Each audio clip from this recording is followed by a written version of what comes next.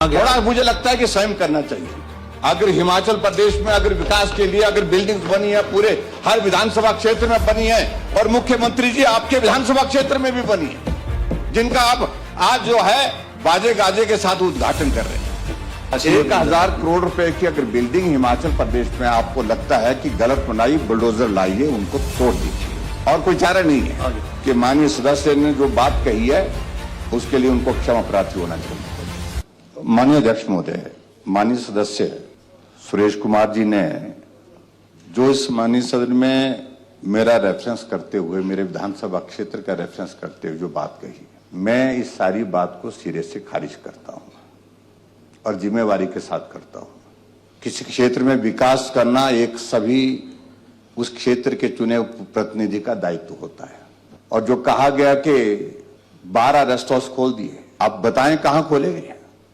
कुछ दिन पहले जब पिछला सत्र था उसमें एक जिक्र आया कि जेजेएम के अंतर्गत सराज विधानसभा क्षेत्र और धर्मपुर विधानसभा क्षेत्र को टारगेट किया गया।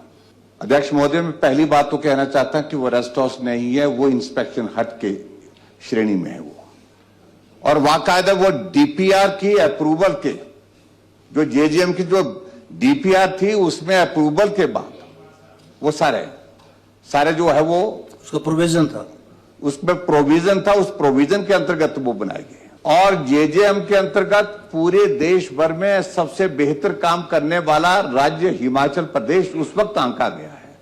हमें उसका इंसेंटिव भी मिला, आपको मालूम है। ये तो लेकिन बेवजह की बात को लेकर के बार बार ये वो प्रोविजन आपकी कॉन्स्टिट्यूंसी में क्यों था या नहीं, प्रोविजन और जगह भी, और ये प्रश्न पूछा गया सिर्फ हमारे विधानसभा क्षेत्र का, धर्मपुर विधानसभा क्षेत्र का, लेकिन पूरे प्रदेश भर में एक नहीं अनेकों जगह इस प्रकार से इंस्पेक्शन हट के प्रोविजन उसमें शामिल थे, वो किए गए। और दूसरी बात जो उन्होंने कही, और जो मुख्यमंत्री जी बार बार कहते हैं, ये नकल मारने की कोशिश करते हैं, लेकिन ये मुख्यमंत्री जो बोलते हैं, उनकी वो जो बातें हैं उसका जिक्र करने की कोशिश है। 1000 करोड़ रुपए की बिल्डिंग बना दी गई। चलिए प्लीज, वो अपने भाषण 1000 करोड़ रुपए की अगर बिल्डिंग हिमाचल प्रदेश में आपको लगता है कि गलत बनाई, बुलडोजर लाइए, उनको तोड़ दीजिए। चलिए, थैंक यू। और कोई चारा नहीं है। ये गीत कब तक गाते रहेंगे? चलिए ठाकुर साहब, और जो भी विकास कार्य अगर हुआ है किसी विधानसभा क्षेत्र, जनप्रतिनिधियों के कहने पर हुआ है, क्षेत्र की आवश्यकता को ध्यान में रखते हुआ है। लेकिन ये बार बार इस प्रकार का आरोप लगाना, बार बार इन बातों का जिक्र करना, मैं समझता हूं कि ये उचित नहीं है, एक स्वस्थ परंपरा नहीं है। और इसलिए मैं कहूंगा कि माननीय सदस्य ने जो बात कही है उसके लिए उनको क्षमा प्रार्थी होना चाहिए। मैं विधायक हूं, चुना हुआ विधायक हूं, मेरे क्षेत्र में और पूरे प्रदेश, मैंने अपने क्षेत्र मैंने पूरे प्रदेश में बनाए हैं। ठीक।